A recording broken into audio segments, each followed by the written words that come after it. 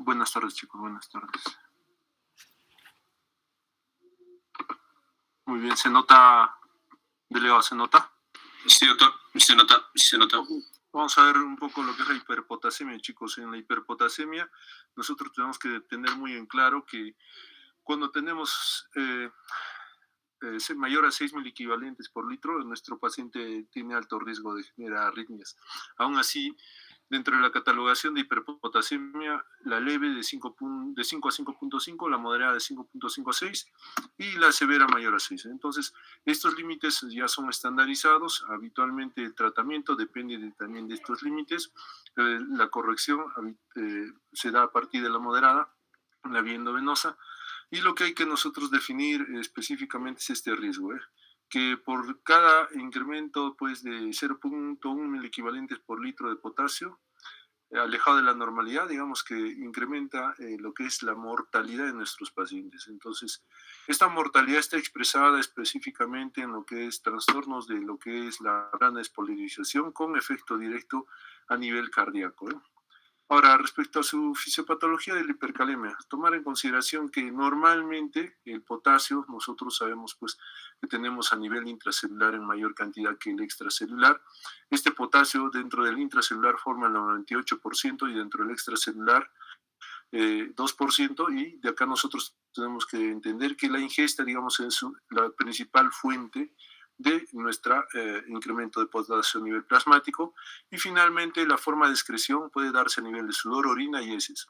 ¿Qué pasa en un paciente con enfermedad renal crónica? Digamos que el 80% del potasio que tiene que eliminarse no se elimina. ¿Por qué motivo?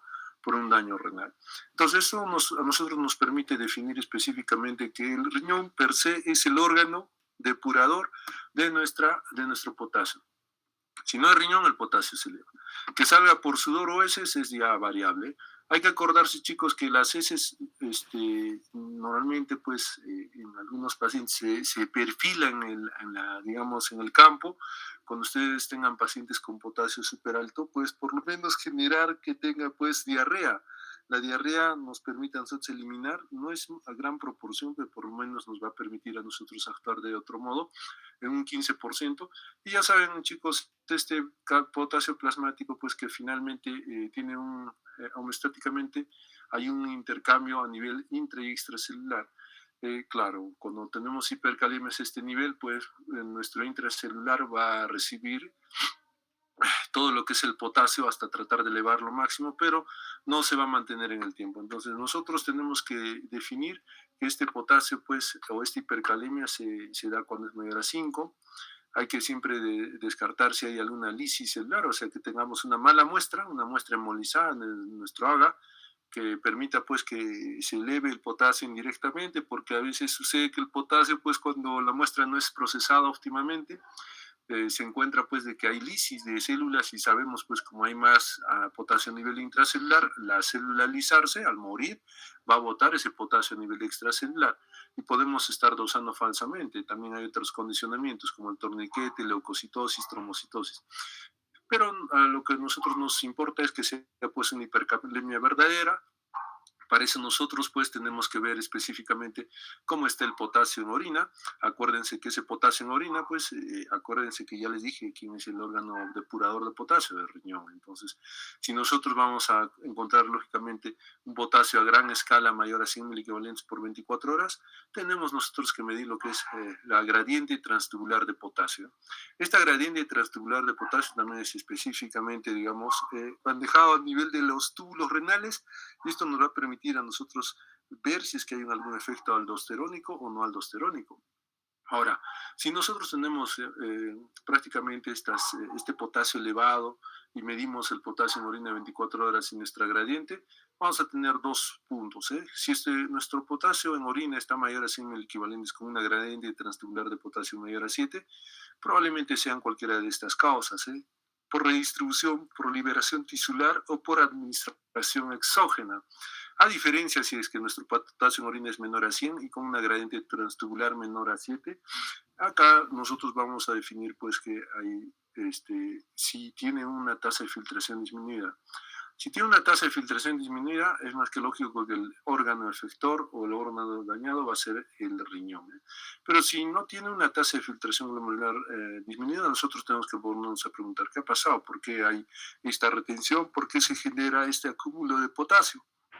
Acá hay enfermedades, pues, por déficit mineralocorticoide, específicamente como Addison, hiperplasia adrenal, hipoaldosteronismo, fármacos, o el que esté dando alisquiren, heparina, yeca, sara, aine. Entonces los yeca, ara y aines ya no constituyen, pues, simplemente medicamentos beneficiosos, también constituyen medicamentos que van a hacer que se estimule la salida de potasio hacia a nivel extracelular. Ahora, el déficit de secreción tubular de potasio también es otro mecanismo por el cual nosotros siempre tenemos que preguntar al paciente si es que el paciente está usando espironolactona, triamtereno, ciclosporino, trimetoprim, que indirectamente van a hacer que se eleve el potasio. Entonces, en nuestra cabecita tiene que quedar, por favor, el potasio en orina, gradiente transtubular. Acá lo vamos a explicar. ¿Y qué es esta gradiente transtubular de potasio? Pues es muy simple, es una relación muy simple, miren, es el potasio en orina sobre potasio en plasma sobre la osmolaridad plasmática, por la osmolaridad plasmática sobre la osmolaridad urinaria. Entonces, si nosotros ya tenemos nuestro potasio en orina, nuestro potasio en plasma y la osmolaridad tanto del plasma como la orina, es muy simple sacar esta gradiente transtubular de potasio. Lo normal tiene que ser entre 3 a 7. ¿Y eso qué nos indica? Que existe este efecto aldosterónico. En hipercalemia, como es el caso actual que estamos viendo, si el valor es menor a 7, especialmente menor a 5, nos podría estar indicando que hay un hipoaldosteronismo. Ya hay diferencia en hipopotasemia, si el valor es mayor a 7, hay un hiperaldosteronismo. Y nosotros tenemos que finalmente pues definir todo esto para qué. Para que veamos este efecto aldosterónico. Ustedes dirán, doctor, en ese caso, pues tiene que haber siempre un efecto aldosterónico, sí, tiene que haber, pero a veces pues se hiperfunciona o hipofunciona. Entonces, esto en condiciones, digamos, de hipercalemia y hipocalemia nos va a definir específicamente cuál es la patología. Ahora, cuando hablamos de fármacos inductores, estos fármacos inductores pueden inducir de diferente manera, por ejemplo, en la producción o secreción de la aldosterona. ¿Qué quiere decir? Cuando esta aldosterona está alterada, cuando su producción y secreción varía. ¿Por qué medicamentos? Miren, fíjense, ¿quiénes están? Los medicamentos clásicos, yeca, sara, alisquirena, heparina, ciclosporina. Ahora, cuando los fármacos inhiben la secreción renal de potasio, o sea, prácticamente se inhiben las bombas de secreción de potasio. Acá tenemos los diuréticos ahorradores de potasio, el trimetoprim, pentaminina, litio. Hay fármacos que alteran la distribución, o sea, ¿qué quiere decir? Que del potasio intracelular salga pues al potasio extracelular, o sea, va a haber de mayor salida del potasio del intra al extra. Por eso es que altera su distribución. Acá tenemos, miren, medicamentos, agonistas beta-adrenérgicos, soluciones hipertónicas, sobredosis digital, arginina, succinilcolina. Ahora, esto que ustedes ven acá es el famoso sistema renina, angiotensina, aldosterona. Entonces, ¿qué nosotros tenemos que ver acá? Miren, fíjense, ¿por qué se nos sube el potasio? Miren, todos los medicamentos que interfieren en el sistema renina, angiotensina, aldosterona. Primero, a nivel, antes para interferir en la secreción de renina, mira quiénes interactúan. Hay beta bloqueadores, tacrolimus, ciclosporina, diabetes, edad, la inliberación de diferentes receptores de este AINE. Y cuando ya nosotros estamos transformando la angiotensina 1 en la angiotensina 2, ¿qué necesitamos? Nuestra enzima, pero tenemos inhibidores. Los IECA son los que van a inhibir ese paso. Y finalmente, pues los ARA a nivel de receptor va a inhibir a nivel adrenal para que pueda pues generarse este feedback. Y al final pues está la aldosterona. ¿Cómo es posible que todo este mecanismo se altere? ¿Por qué? Por un fallo adrenal, ketoconazol o heparina. Eso ya es a nivel de misma glándula suprarrenal. Y al final, miren dónde están los bloqueadores de receptores de aldosterona, los que nos importan mucho más, que son más usados, espironolactona, perenona. ¿Y en qué va a interferir? Miren lo que ocurre acá. Hay un receptor de qué? De la aldosterona para el potasio, para que pueda ¿qué? ser eliminada. Entonces, no ocurre eso. Hay bloqueantes de canales de calcio, también hay específicos que no permiten que nuestra célula pueda tener homeostáticamente pues, una coordinación en lo que es la secreción de potasio. Ahora, en la clínica, de cajón, siempre esto entra en el examen, 6.5 ondas TPQ, o sea, ya este es peligro, ya es muerte. Entonces, estas ondas TPQ se marcan cuando tenemos ya una alteración marcada del potasio. Ahora, cuando tenemos 7, aumenta este segmento PR, se pierde la onda P y incrementa las ondas QRS, como estamos observando acá. Ya cuando es 8, ya pues acá ya hay una, digamos, una alteración del ritmo. Normalmente esta arritmia puede expresarse en forma de taquicardia o fibrilación ventricular. Es un claro ejemplo de que va a entrar el paciente en paro cardíaco. Entonces, ya se dan cuenta por qué nuestros pacientes los dializamos para evitar todos estos estragos de la hipercalemia. Ahora, gracias a Dios tenemos pues algunos elementos que nos permitan a nosotros apoyarnos pues antes de una diálisis para que nosotros podamos definir o disminuir específicamente pues ese potasio a nivel sérico.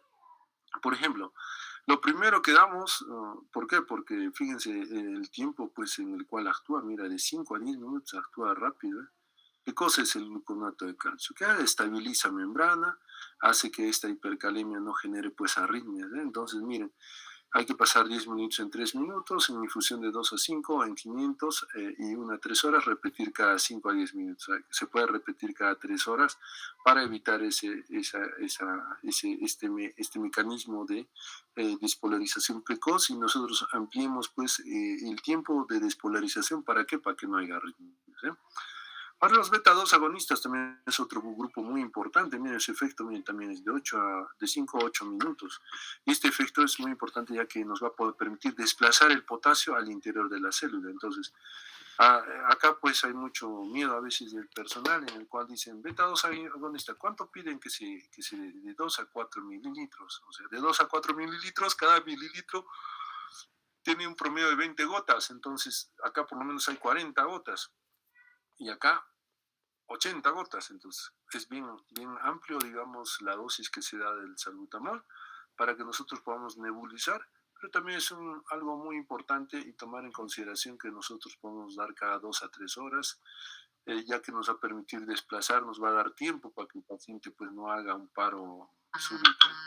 Ahora, esto es un poco más complejo del tratamiento de la insulina más glucosa, ya que vamos a perfundir 10 unidades de insulina más pues en el caso puede ser 3 ampollas de dextrosa al 50%, dependiendo, o puede ser 500 mililitros de dextrosa al 10%, o lo que hacemos nosotros, 6 ampollas de dextrosa al 33%, ¿para qué? Para que no haga picos de hipoglicemia.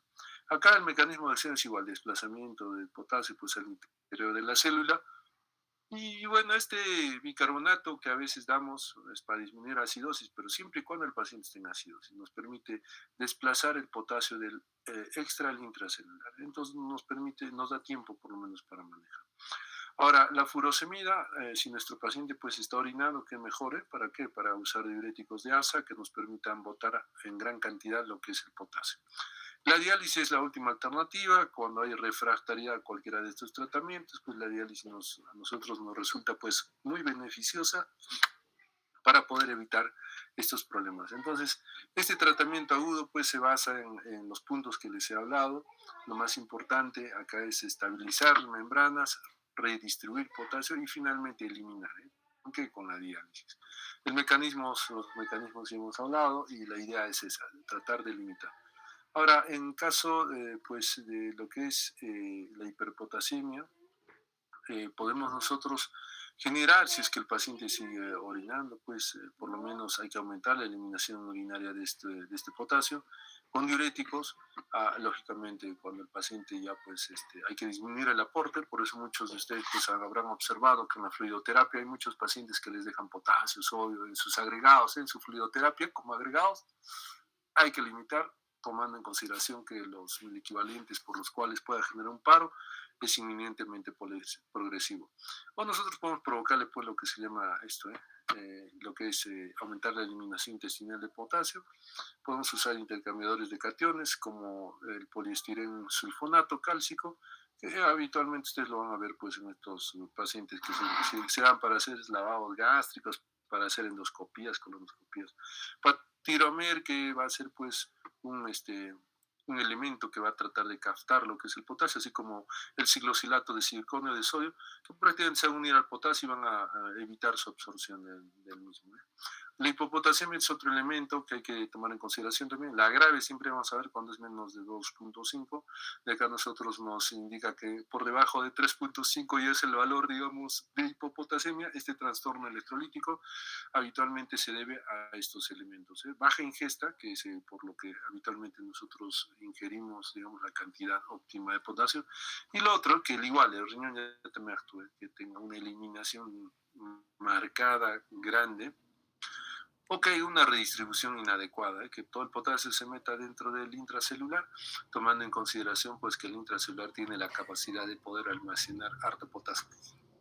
Su etiología, podemos ver también que hay así como el anterior puede haber pseudohipopotasemia, cuando en este caso pues tenemos falsas disminuciones de las cifras de potasio sérico en algunos pacientes, que son anoréxicos, dietas de adelgazamiento, ayunos, o que tengamos una fluidoterapia sin potasio, en el cual se arrastre más líquido, sodio y también se arrastre potasio y baje pues el potasio. Ahora, esta redistribución celular que nosotros normalmente, pues transcelular que nosotros normalmente observamos, también tiene un efecto muy importante, ya que los estados de alcalosis metabólica va a hacer que el potasio pues cambie de dirección.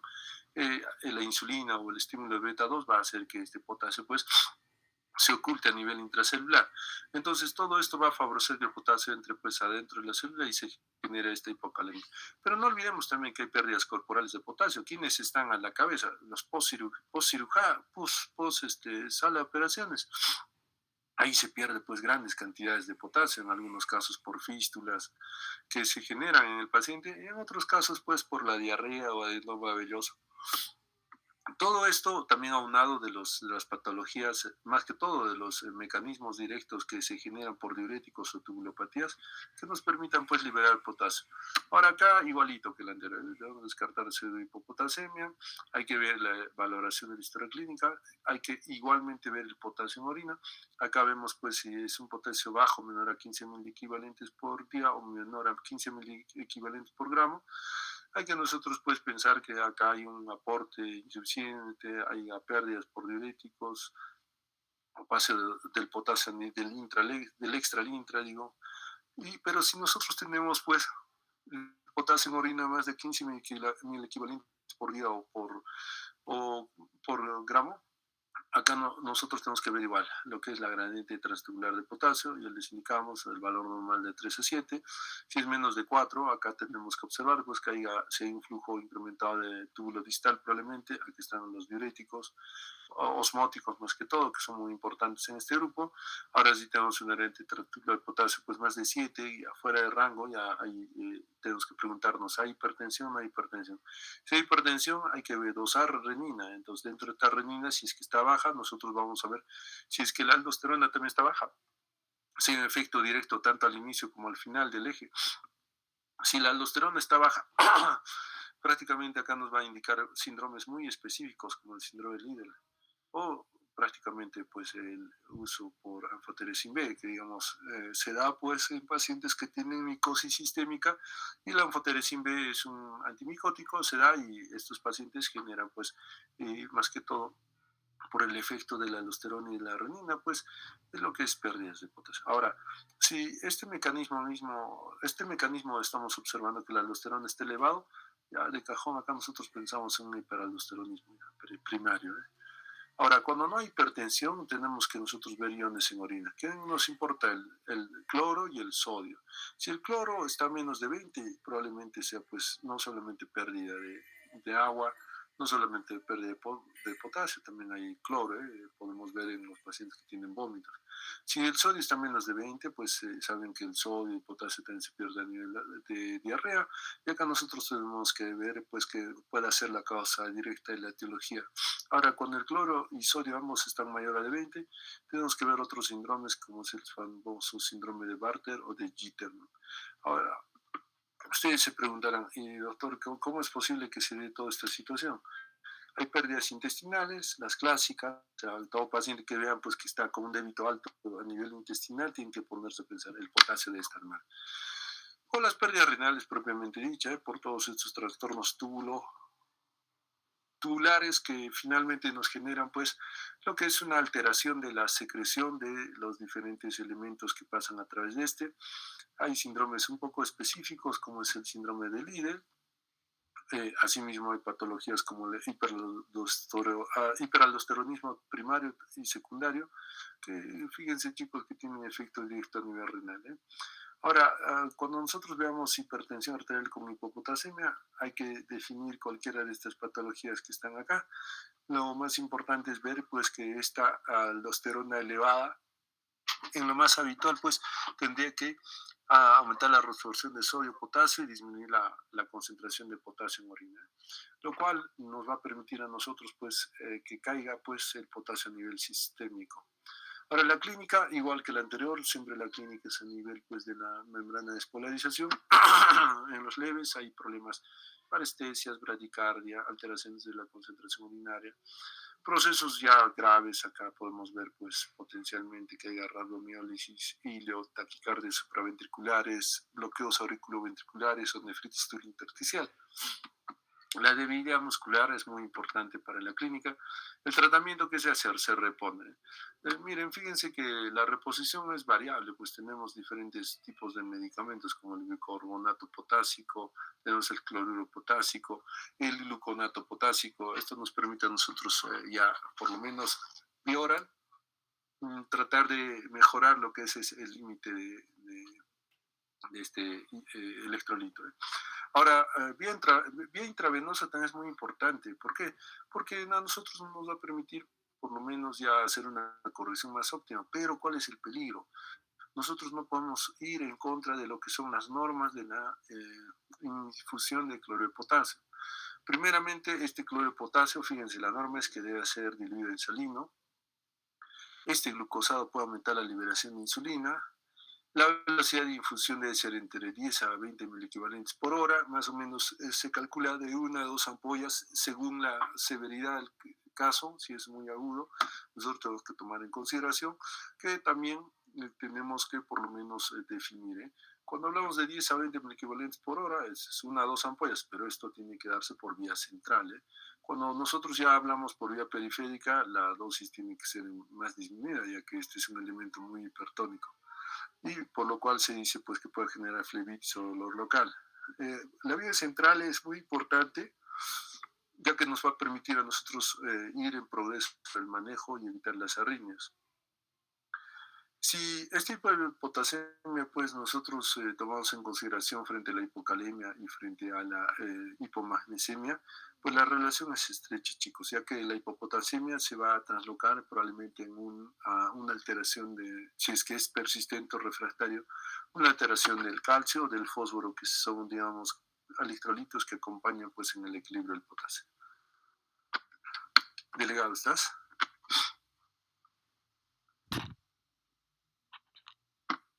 Delegado. Sí, doctor, sí, doctor. Ya, muy bien. Entonces, nosotros tenemos que saber también que esta bomba de sodio de potasio ATPase, digamos, es una de las principales para poder generar lo que es este movimiento de electrolitos a nivel de membrana nasal. Ahora, en la insuficiencia renal y los fármacos potencialmente hipercalemiantes son la principal causa de hiperpotasemia. ¿Qué quiere decir? Si tienen un daño renal, chicos, ya lo primero que tienen que pensar, pues, trastorno electrolítico, potasio, trastorno ácido base, acidosis, ya, es lo más importante, porque a partir de eso nosotros vamos a poder corregir o mejorar. Ahora, esta hiperpotasemia transitoria a veces se da por el desplazamiento de potasio al intra. También puede darse por exceso, por ingesta inadecuada. Ahora, nosotros, chicos, tomar en consideración que el estado ácido base también tiene que ver mucho. Ya hemos dicho que los estados de de acidosis metabólica siempre van a hacer que el potasio salga al extra, a diferencia de la alcalosis metabólica en el cual este potasio pueda internalizarse. Muy bien. A ver, delegado. Sí, doctor. Por favor, en la noche nos vemos. Ahorita estoy corto de tiempo, vamos a seguir avanzando. ¿Les parece a las 9 de la noche, 9:30 más o menos? ¿Ya? para Ya, doctor. Carlos. 9 de la noche estaría bien, doctor. Le mando igual el link para esa hora. ¿Ya? Ok, ya, quedamos ahí. Doctor, muchas gracias, doctor. Hasta luego. Hasta luego.